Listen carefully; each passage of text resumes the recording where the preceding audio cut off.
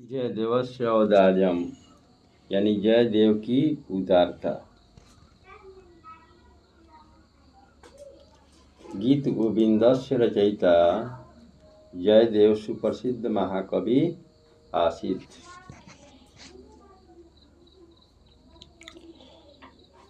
गीत गोविंद के रचने वाले जयदेव एक सुप्रसिद्ध महाकवि थे।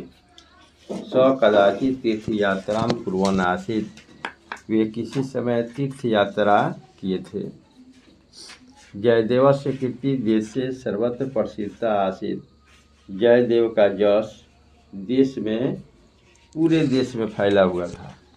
अतः मार्गे तत्र तत्र जना तस्य सम्मानम कुर्वन्ति स्म। इसलिए रास्ते में जहाँ तहाँ लोग उनका सम्मान करते थे। तस्मै धनम अपि अर्पयन्ति स्म। उन्हें धन भी देते थे। नहीं, वैसे कोई तीर्थ यात्रा जाता है तो उसको रुपये दिया जाता है कि हमारे लिए भी प्रसाद चढ़ा दीजिएगा, चाहे प्रसाद लाइएगा। इनको भी लोग देता था।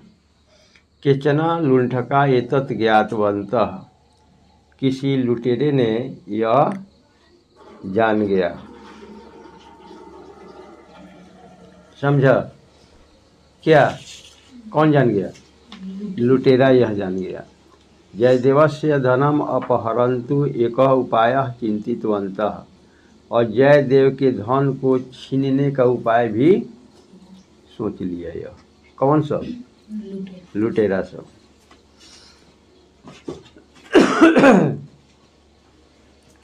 ते अपि यात्रिका एवं वेश परिवर्तनम कृत्वा जयदेवः सह तीर्थ यात्रायां मिलिताः। वे लोग भी लुटेरा लोग भी उनके साथ तीर्थ यात्री का भेष बना लिए और तीर्थ यात्रा में शामिल हो गए। मध्य मार्गे यदा ते आरण्यम प्रविष्टम तदा लुण्ठकाः जयदेवस्य पाणिपादं कर्तित्वा तम एकस्मिन् कूपे क्षिप्तवन्तः। यानी मध्य रास्ता में जब वे लोग जंगल के बीच से रास्ता था उसी से जा रहे थे तो लुटेरे ने जयदेव का हाथ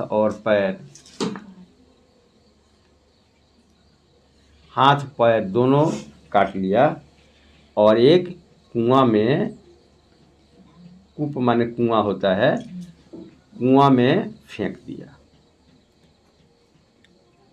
तदीयम धनम सर्वम अपहरित ततः पलायनम कृतवन्तः। और उनके पास जितना भी पैसा था, धन था, वो सब लेकर भाग गया। समझा ना? कौन भाग गया? लुटेरे लोग भाग गया। दैवात् तस्मिन् कूपे जलम नास्ति। यानी संयोगवश भगवान की कृपा से उस कुआं में पानी नहीं था। किस कुआं में? जिस कुआं में जयदेव को लुटेरे ने फेंका था। जयदेव किंचित कालांतरम चेतनाम प्राप्तवान।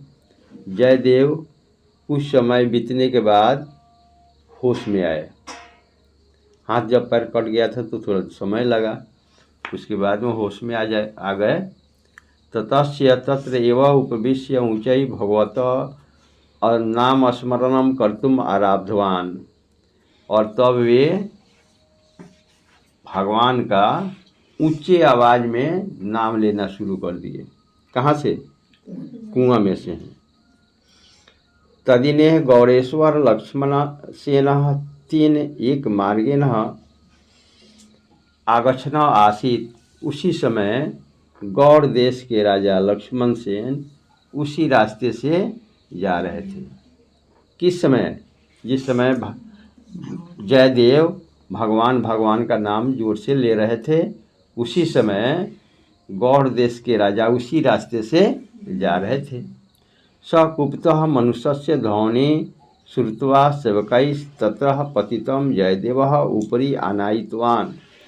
वे कुएं से मनुष्य की आवाज़ आते हुए सुना तो नौकर से उनको कुआं से बाहर निकलवा लिए। तम स्वेन सह राजधानीं नीतवान् च। और वे उन अपने साथ अपने राजधानी में ले आए, वहाँ छोड़ नहीं दिए, अपने साथ अपने राजधानी में ले आए। बहुवारं पृष्टः अपि जयदेवः स्वस्य पाणिपादं कर्तित्वा लुण्ठकानां विषये किमपि न उक्तवान्। बहुत बार पूछने के बाद भी जयदेव अपने पानी माने होता है हाथ, पाद माने होता है पैर, अपने हाथ पैर काटने वाले लुटेरे के विषय में कुछ भी नहीं कहा। मैंने महाराज लक्ष्मण से ने बहुत बार पूछा कि कैसे आपका यह स्थिति हो गया, लेकिन जयदेव ने इसके बारे में कभी कुछ नहीं महाराज से बताया। जयदेवस्य भगवान भक्ति साधु स्वभावं च दृष्ट्वा महाराज एवं प्रभावितः अभवत् यतः सः तं स्वस्य स्थान पंडितम अकरोत्। जयदेव की भगवान भक्ति और अच्छे स्वभाव से महाराज प्रभावित हो गए और अपने राज में राजपुरोहित बना लिए, माने राज का पंडित बना लिए। राजभवने कदाचित कश्चन उत्सव आयोजितः आसीत्। राजभवन में कुछ समय बीतने के बाद कोई उत्सव मनाया गया। तदा बहवः साधवः ब्राह्मणः भिक्षुकः भोजनार्थं तत्र सम्मिलिताः। और वहाँ बहुत से ब्राह्मण लोग, साधु लोग और भिखारी लोग भोजन करने के लिए बुलाए गए। जयदेवस्य पाणिपादम् ये कर्तितवन्तः ते अपि लुण्ठकाः भिक्षुवेशेन तत्र आगतः आसन्।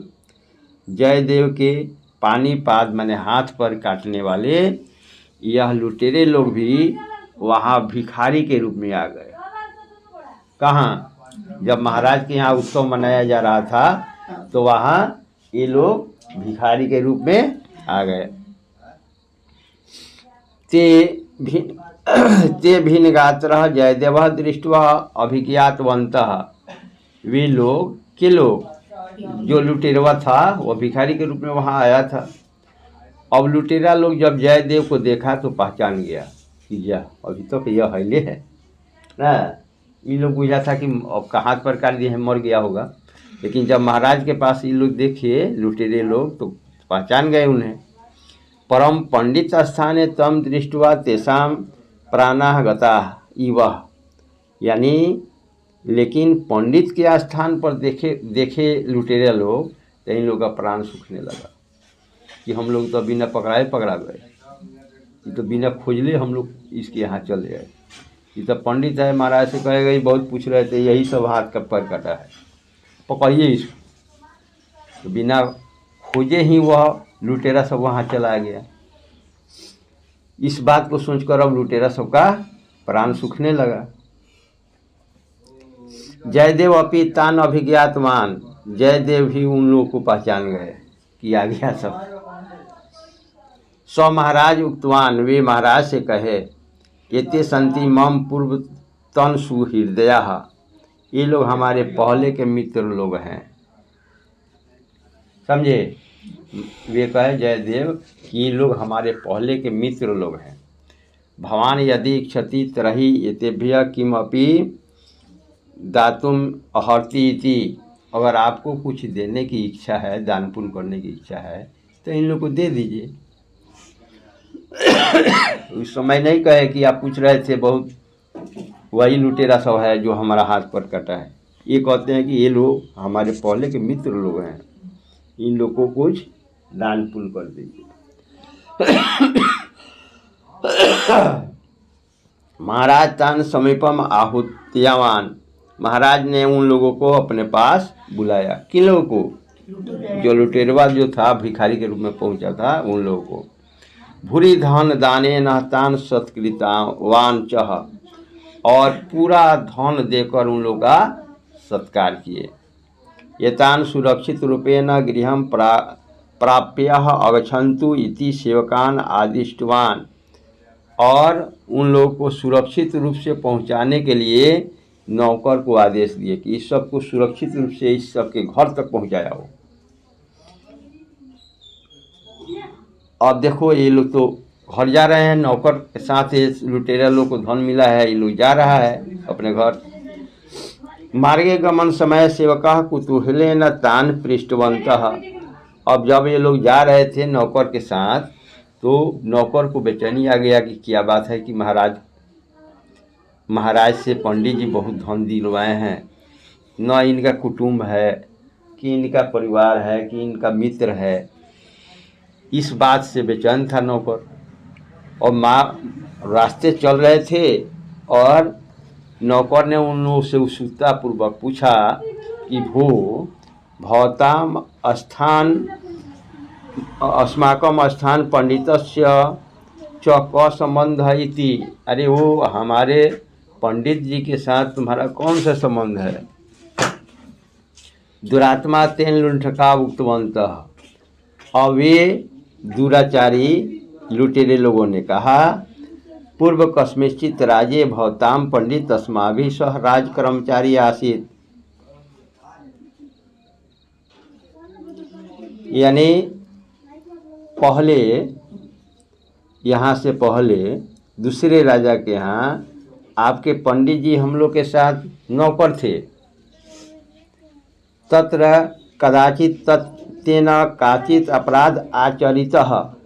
जे वहाँ वे एक अपराध कर दिए। ये न कुपिता राजा तस्वदंडम आदिष्टवान।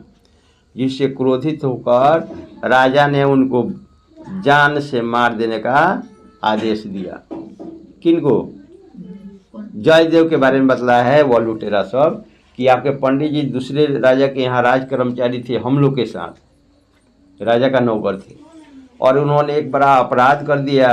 राजा बहुत क्रोधित हो गया और कहा कि इनको जान से मार दो, वध कर दो।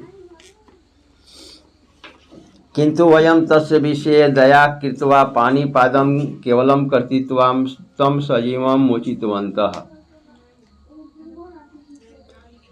लेकिन हम लोगों ने इन पर बहुत दया किया और इनका हाथ पैर काट कर सजीव रूप में छोड़ दिया। कौन कहा? यह लुटेरे ने कहा।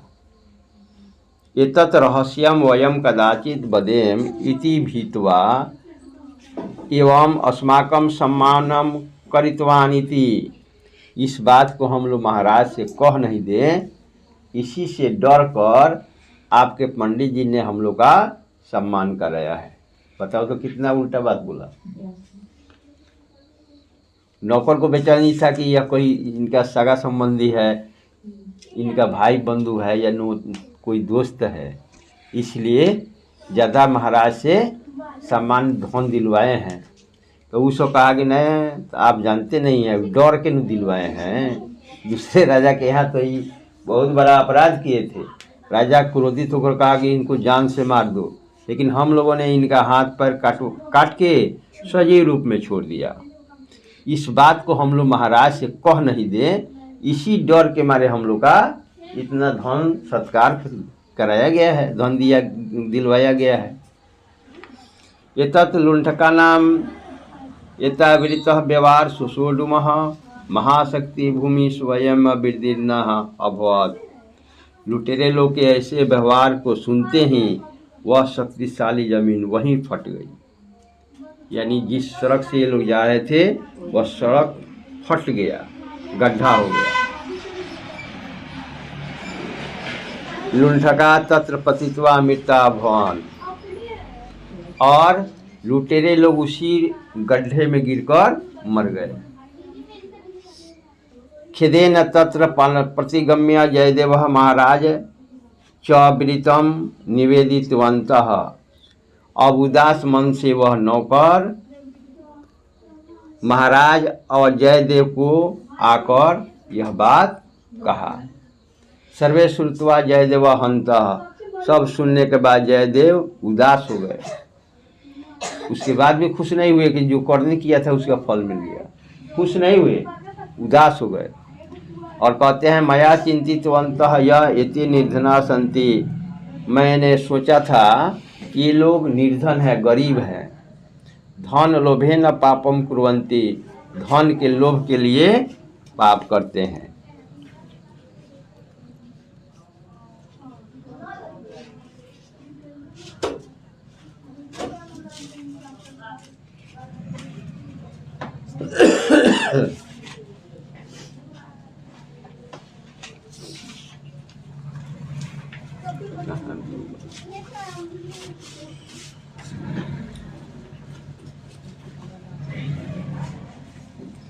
फिर कहते हैं कि धन के लोभ से ये लोग पाप करते हैं। धनम यदि लभयन्ते त्रही अग्रे पापम न कुर्यु इति। अगर मैं इन लोगों को धन दिलवा दे रहा हूँ तो आगे पाप करना छोड़ देंगे। परंतु दुर्भाग्यवशः मम कर्णैत तै प्राणः त्यक्त्वा अभवन, यानी मेरे ही, लेकिन दुर्भाग्यवश मेरे ही कारण उन लोग का प्राण चला गया। उनके कारण प्राण गया था, लेकिन वे भी उसके बाद भी कहते हैं कि नहीं, मेरे ही कारण इन लोग का प्राण चला गया। हे भगवान तेभ्यम सद्गति ददातु इति। हे भगवान, इनको अच्छी गति दीजिएगा। समझे ना? ये कहते हैं हे भगवान तेभ्यम सद्गति ददातु इति। हे भगवान, इनको अच्छी गति दीजिएगा, हैं? मैंने फिर लुटेरा नहीं बनवाइएगा। अब देखिए क्या होता है। तत्क्षण देवा जयदेवस्य कथित पानी पादम पुनः यथा पूर्व उत्पन्न अभवत। और ठीक उसी समय जयदेव का कटा हुआ हाथ पैर पुनः उत्पन्न हो गया। फिर उनका हाथ हो गया, उनका पैर हो गया। अहो औदार्यम जयदेवस्य। ऐसे उदार व्यक्ति जयदेव थे। समझ गया इस बात को? हैं? जयदेव की उदारता में कोई दिक्कत नहीं। अब देखो इसमें प्रश्न है, जयदेव को आसित। जयदेव कौन थे? हैं? उसका उत्तर होगा जयदेव गीत गोविंदस्य रचयिता च सुप्रसिद्ध महाकवि आसित। फिर दूसरा कह रहा है अन्य कथया का शिक्षा प्राप्यते, यानी इस कथा से क्या शिक्षा मिलती है? तो अन्य कथया शिक्षा प्राप्ते सदा परोपकारी भव। इस कथा से यही शिक्षा मिलती है कि हमेशा दूसरे का भलाई करो। जयदेव के पास कितना मौका मिला था, पकड़वा देते कि नहीं? लेकिन हमेशा उपकार ही किए, भलाई ही किए, तब न उनका हाथ पैर कटा हुआ जन्म ले लिया। अब कह रहा है कि मार्गे सेवकाई पृष्ठा लुंठका किम उक्तवंत। रास्ते चलते समय लुटेरे से वह नौकर ने क्या पूछा? हैं? यही ने पूछा कि हमारे पंडित जी के साथ आप लोग का कौन सा संबंध है। उसको तो बेचैनी हो गया था कि बहुत धन दिलवाए हैं, इनका अपना आदमी कौन होगा। तो वह लुटेरे ने कहा कि तो आपके पंडित जी यहाँ न पंडित बने हुए हैं, दूसरे राजा के यहाँ तो हम लोग के साथ नौकर थे। इन्होंने बहुत बड़ा अपराध किया था, जिससे क्रोधित होकर राजा ने उनको जान से मार देने का दंड दिया। लेकिन हम लोगों ने उन पर दया करके हाथ पैर काट कर सजीव रूप में छोड़ दिया। इस बात को हम लोग महाराज से कह नहीं दे, इसलिए देखते देखते हम लोग का इतना सत्कार कराए हैं। उल्टे बोला कि नहीं? यही तो बात है। जयदेव के उदारता के बारे में समझ गया। इस पाठ से क्या शिक्षा मिली? समझ गया कि कोई भी दूसरे को कितना भी कष्ट दे, लेकिन उसके प्रति हमेशा दया रखना चाहिए, क्योंकि उस जितना ही दयावान बनिएगा उतना ही ईश्वर भगवान उसका फल उसको जरूर दे देंगे।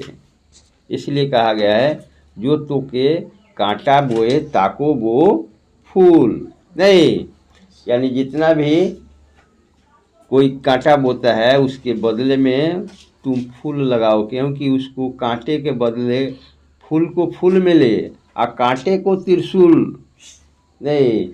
जो फूल बोता है उसको फूल मिलता है, कांटा लगाने वाले के त्रिशूल से गंथा जाता है। समझ गया?